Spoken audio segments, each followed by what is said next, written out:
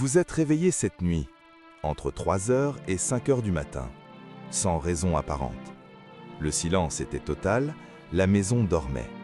Et pourtant, quelque chose vous a tiré hors du sommeil.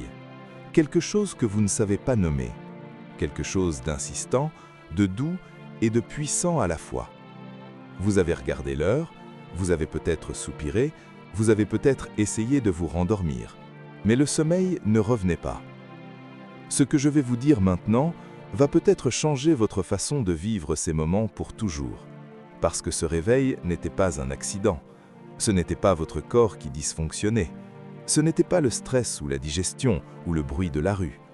C'était une convocation, un appel discret mais réel, venu d'une dimension que vos yeux ne voient pas, mais que votre âme reconnaît immédiatement quand elle l'entend. La Bible en parle, les mystiques en ont témoigné pendant des siècles, et des milliers de personnes à travers le monde, dans des cultures différentes, dans des langues différentes, dans des situations de vie totalement différentes, ont vécu exactement la même chose. Ce réveil inexpliqué, entre 3 heures et 5 heures du matin. Et ceux qui ont appris à répondre à cet appel, au lieu de le fuir, leur vie n'a plus jamais été la même.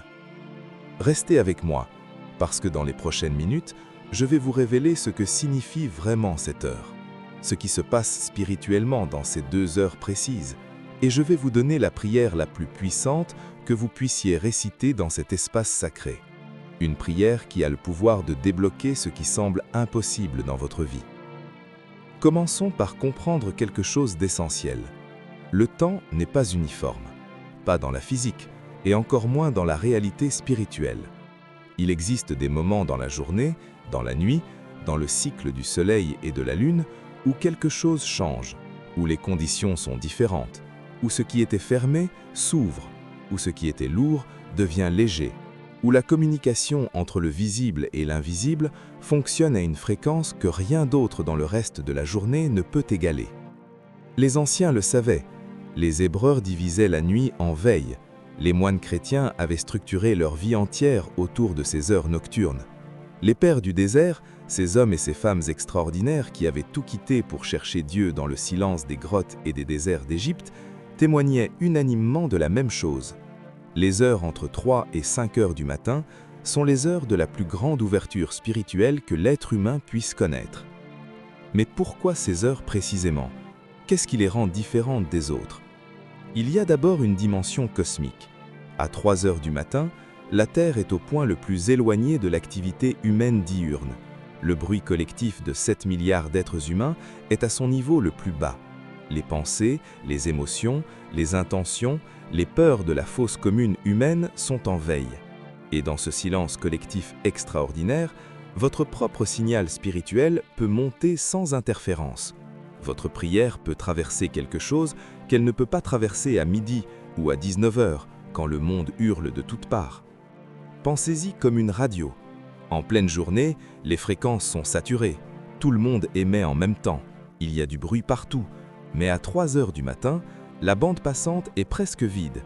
Et votre signal, même faible, même tremblant, même imparfait, passe clairement. Ensuite, il y a une dimension christologique profonde que peu de gens connaissent. La résurrection de Jésus. Cet événement central de toute la foi chrétienne, l'événement autour duquel tourne toute l'histoire humaine selon des millions de croyants dans le monde.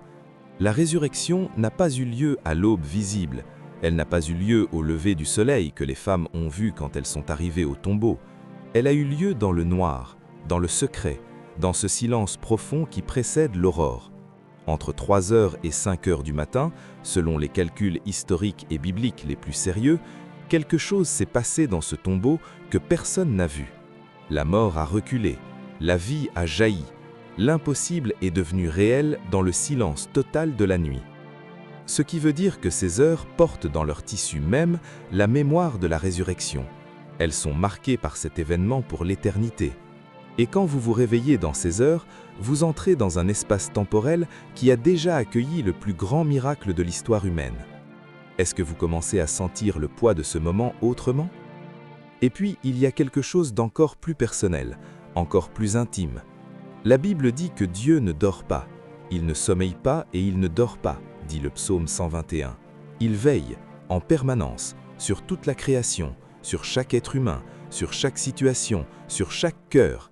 Et à 3 heures du matin, quand vous êtes réveillé et que le reste du monde dort, vous êtes dans une position unique. Vous avez l'espace pour vous, pas partagé avec les urgences de la journée, pas divisé entre les demandes des autres, pas noyé dans le bruit du monde. Juste vous et lui. C'est une audience privée, un tête-à-tête avec le Créateur. Et ces audiences-là ne se produisent pas par accident. Alors pourquoi vous? Pourquoi maintenant? Pourquoi cette nuit précise? La réponse est dans le livre de Samuel, dans cette histoire bouleversante d'un enfant nommé Samuel qui se réveillait dans la nuit et entendait une voix l'appeler. Une voix si réelle, si présente, qu'il croyait que c'était le prêtre Élie qui lui parlait. Il se levait, courait vers Élie, et Élie lui disait « Ce n'est pas moi, retourne te coucher ». 3 fois Samuel s'est levé, 3 fois Élie lui a dit de retourner dormir, jusqu'à ce que Élie comprenne ce qui se passait réellement. Et il dit à Samuel, « Si on t'appelle encore, réponds, parle, Éternel, car ton serviteur écoute. » Samuel avait besoin qu'on lui apprenne à reconnaître cette voix, à ne pas la confondre avec autre chose, à ne pas la fuir ou l'ignorer, à s'y arrêter et à répondre. Vous aussi, vous avez peut-être besoin de ce moment pour apprendre à reconnaître cette voix, pour cesser de traiter ce réveil comme un problème à résoudre et commencer à le traiter comme une invitation à recevoir. Mais il y a quelque chose d'autre que je dois vous dire, quelque chose que les traditions spirituelles mentionnent avec une discrétion qui peut sembler étrange. Ces heures entre 3 et 5 heures du matin ne sont pas seulement des heures d'ouverture divine, elles sont aussi, dans certaines traditions bibliques et dans l'expérience de nombreux croyants, des heures de combat spirituel, des heures où les forces des ténèbres sont particulièrement actives, cherchant à troubler, à oppresser, à envahir le sommeil et les pensées de ceux qui n'ont pas de protection.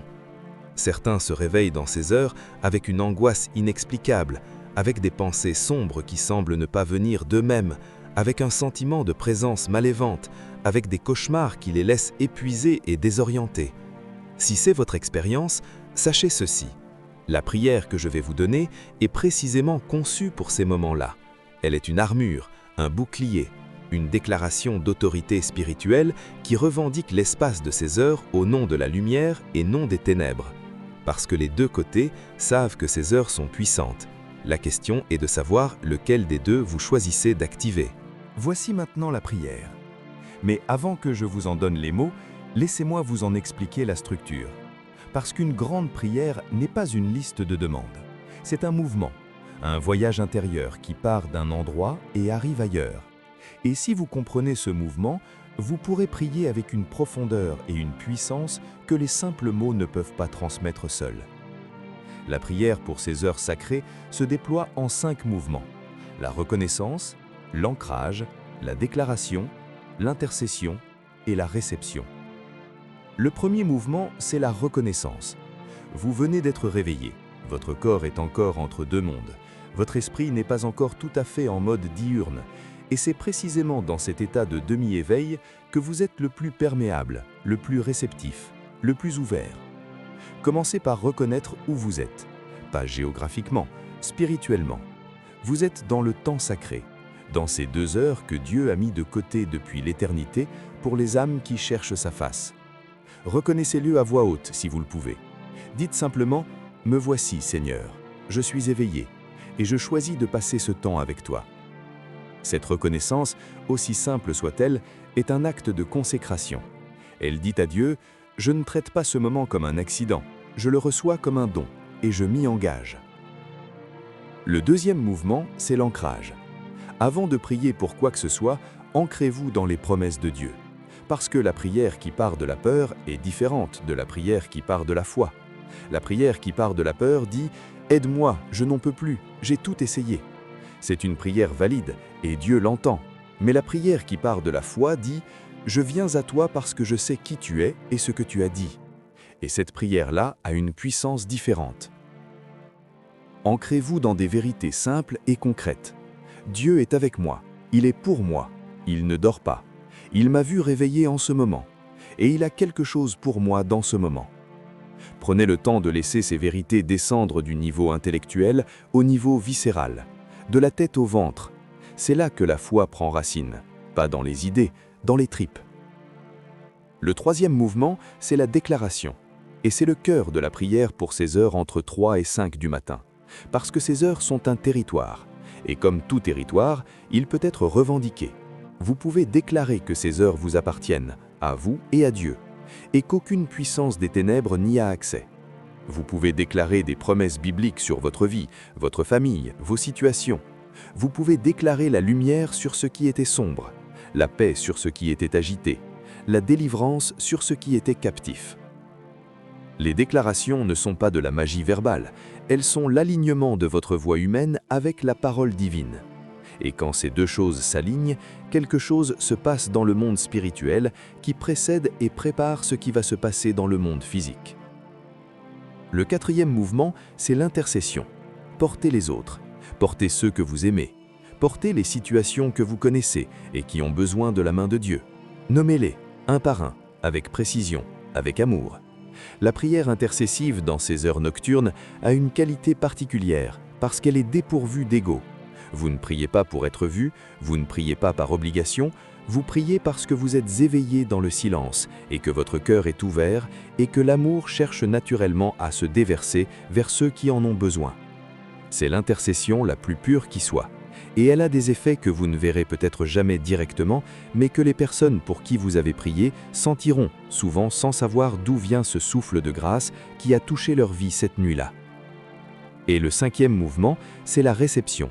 Après avoir donné, après avoir prié, après avoir déclaré, après avoir intercédé, faites quelque chose que beaucoup de croyants ne font jamais. Arrêtez-vous, faites silence et recevez. Dieu n'est pas seulement à l'écoute pendant que vous parlez, il veut aussi parler pendant que vous écoutez. Et ces heures de nuit sont souvent celles où il choisit de déposer en vous des directions, des révélations, des encouragements, des idées, des paix inexplicables qui ne viennent pas de vous. Restez dans le silence quelques minutes, sans remplir le vide avec de nouveaux mots, juste ouvert, juste disponible, et observez ce qui arrive. Voici maintenant la prière complète. Les mots que vous pouvez prononcer à voix basse dans l'obscurité de votre chambre dans ces heures entre 3 et 5 du matin. Prenez-les, faites-en vôtres. Changez ce qui doit être changé pour qu'il corresponde à votre situation, à votre langue, à votre cœur. Mais laissez le mouvement intact. Seigneur, me voici. Il est l'heure où le monde dort et où ton silence devient une voix. Tu m'as réveillé et je choisis de répondre. Je choisis de ne pas traiter ce moment comme une interruption, mais comme une invitation. Me voici, dans le silence de cette nuit, ouvert, disponible et prêt à t'entendre. Je m'ancre dans ce que tu as dit. Tu es avec moi. Tu ne dors pas. Tu ne te fatigues pas. Tu m'as vu avant que je sois né et tu me vois en ce moment, exactement là où je suis, avec tout ce que je porte. Et tu as dit que tu ne m'abandonneras pas, que tu ne me laisseras pas seul, que tu es un refuge pour ceux qui se tournent vers toi. Je le crois, pas parce que je le ressens toujours, parce que tu l'as dit, et ta parole ne revient pas à vide.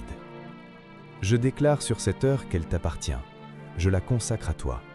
Je déclare que les ténèbres n'ont aucune autorité dans cet espace, que la peur n'a pas de place ici, que l'angoisse doit se taire.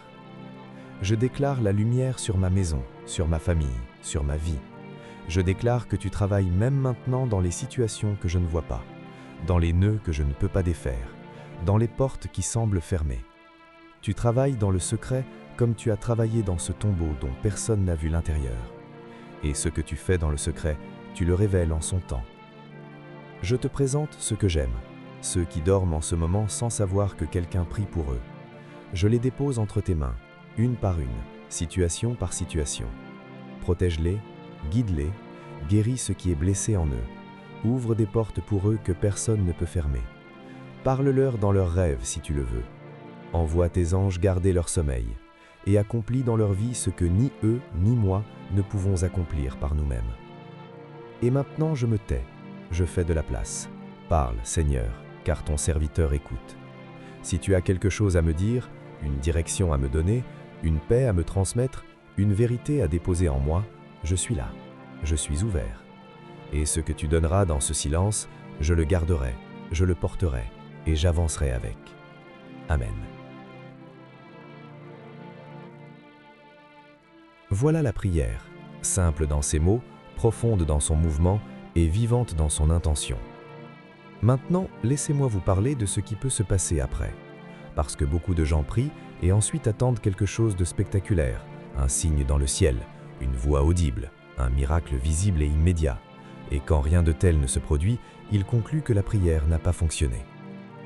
Mais la prière nocturne produit rarement ses fruits de façon spectaculaire et immédiate. Elle produit ses fruits de façon profonde et progressive.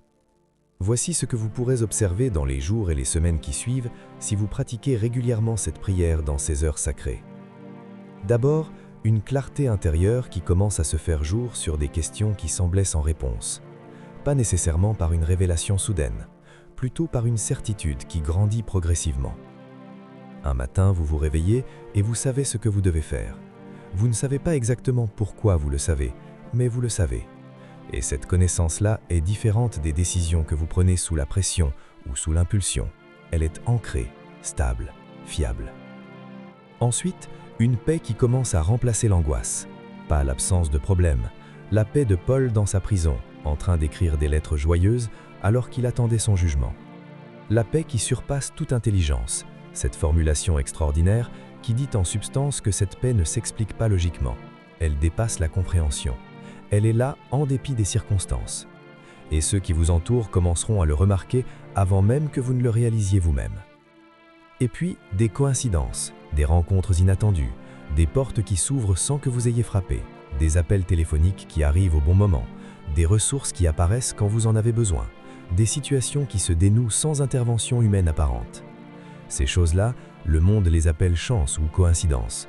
Mais ceux qui prient dans le secret de la nuit les reconnaissent pour ce qu'elles sont, des réponses, discrètes, précises, personnelles. Des réponses à des prières murmurées dans l'obscurité à 4 heures du matin quand personne ne veillait. Laissez-moi vous parler de quelques personnages bibliques qui ont vécu des transformations décisives dans ces heures de nuit. Pas pour vous donner des leçons théoriques, mais pour vous montrer que ce que vous traversez, d'autres l'ont traversé avant vous. Et pour vous montrer ce qui est possible quand on choisit de répondre à l'appel nocturne au lieu de le fuir. Pensez à Gédéon, cet homme qui se cachait pour battre le blé, terrorisé par ses ennemis, convaincu d'être le plus petit de sa famille, et sa famille la plus petite de sa tribu. L'ange de Dieu est apparu, et voici ce qu'il lui a dit. « Vaillant guerrier, l'Éternel est avec toi. » Gédéon a regardé autour de lui pour voir à qui on parlait. Il ne reconnaissait pas cette description. Il ne se voyait pas comme quelqu'un de peureux, de petit, d'insuffisant. Mais Dieu ne voyait pas ce que Gédéon voyait.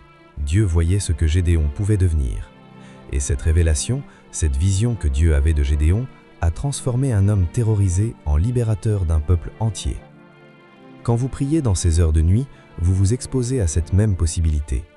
Dieu peut vous dire qui vous êtes vraiment, pas qui vous croyez être, pas qui les gens autour de vous pensent que vous êtes, qui vous êtes dans son regard.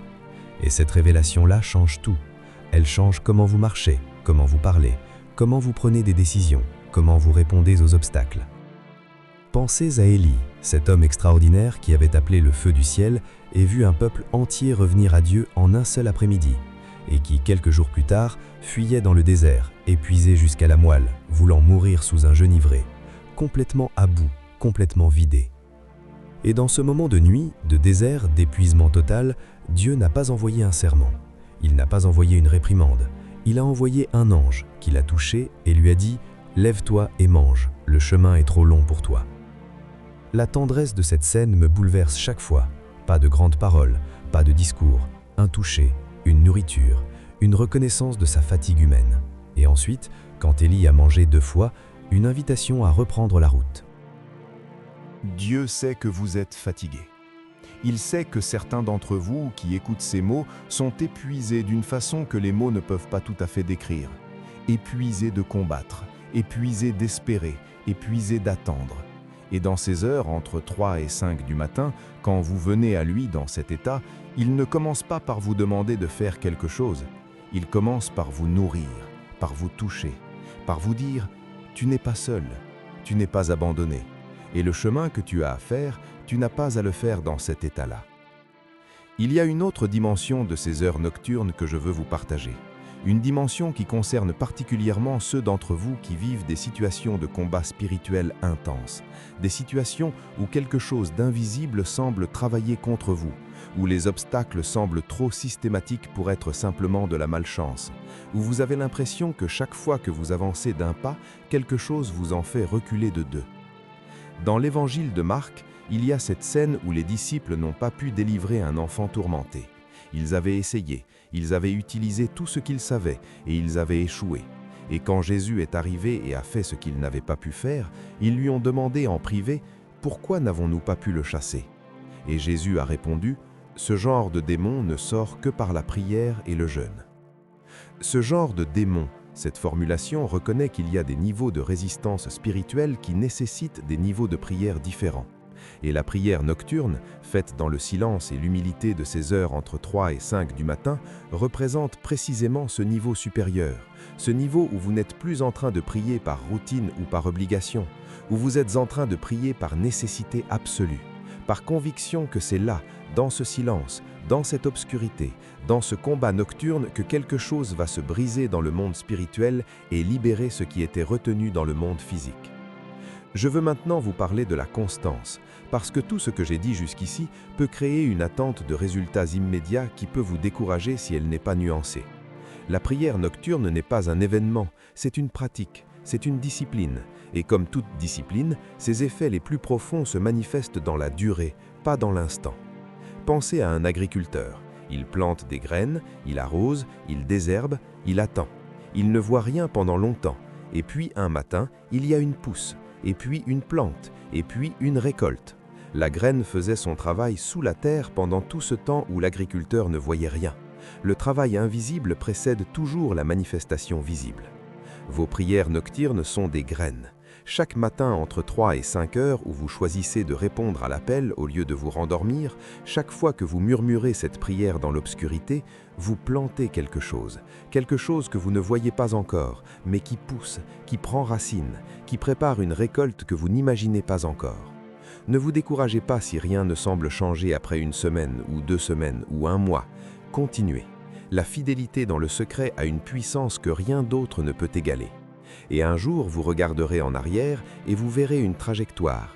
Vous verrez comment chaque matin silencieux, chaque prière murmurée dans le noir, chaque moment où vous avez choisi Dieu plutôt que le sommeil, a construit quelque chose d'invisible mais de réel. Quelque chose qui soutient maintenant votre vie d'une façon que vous n'auriez pas pu anticiper. Il y a quelque chose que je veux vous dire maintenant, quelque chose de personnel et direct. Certains d'entre vous qui écoutent ces mots sont dans des situations qui semblent au-delà de toute prière, des diagnostics médicaux qui font peur, des situations financières qui semblent irréversibles, des relations brisées qui semblent impossibles à reconstruire, des rêves que vous avez enterrés parce que vous n'osiez plus espérer. Je ne vais pas vous promettre que cette prière va miraculeusement tout résoudre en une nuit, ce serait vous mentir. Mais je vais vous dire ceci avec toute la conviction dont je suis capable. Il n'existe pas de situation que Dieu ne puisse pas toucher. Il n'existe pas de dossier trop compliqué pour lui. Il n'existe pas de mort trop profonde pour la résurrection. Et cette prière, dans ces heures entre 3 et 5 du matin, vous met dans la position la plus favorable qui soit pour que sa grâce s'exerce dans votre vie. Non pas parce que vous méritez quelque chose de spécial, mais parce que vous avez choisi de vous lever, de vous présenter, de vous rendre disponible.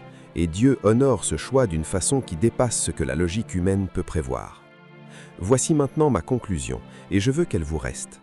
Cette nuit, ou la prochaine fois que vous vous réveillerez entre 3 et 5 du matin, vous aurez un choix. Regardez votre téléphone, essayez de vous rendormir, laissez vos pensées vous emporter dans des spirales d'inquiétude, ou vous levez, même si c'est difficile, même si votre corps résiste, même si vous ne savez pas exactement quoi dire, vous levez et vous tournez vers celui qui vous a réveillé. Samuel s'est levé 3 fois avant de comprendre. Il n'a pas été jugé pour les 2 premières fois, il n'a pas été puni pour ne pas avoir compris immédiatement, il a été guidé, patiemment, par quelqu'un qui voulait qu'il entende, pas qu'il échoue. Dieu veut que vous entendiez.